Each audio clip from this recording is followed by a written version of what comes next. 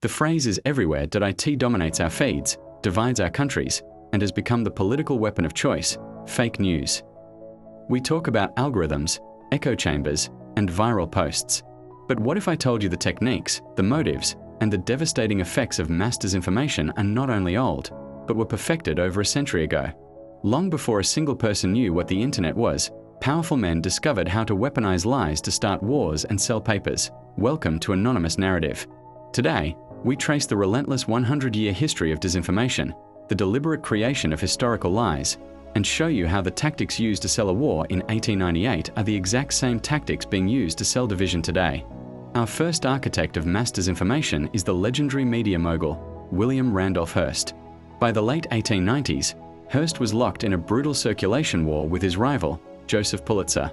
To win, Hearst realized he needed one thing: a massive, ongoing, shocking story. This era became known as yellow journalism.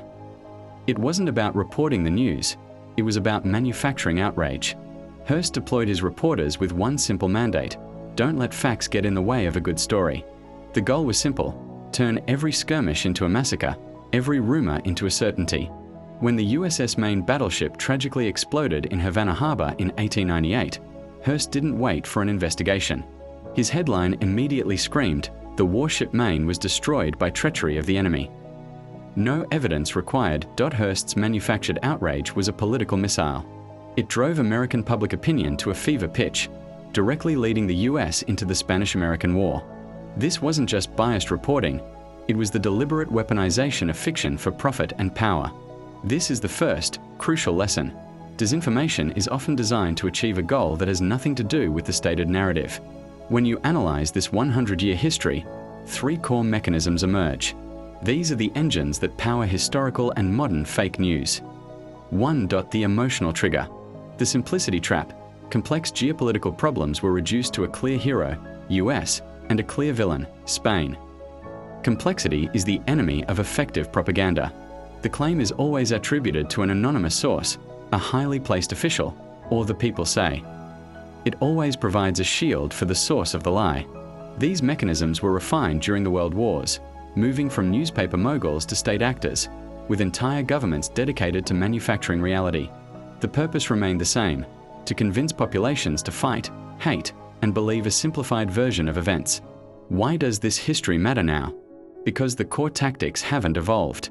When a complex international issue is reduced to two simple, cartoonish sides, that's the simplicity trap perfected during the war effort.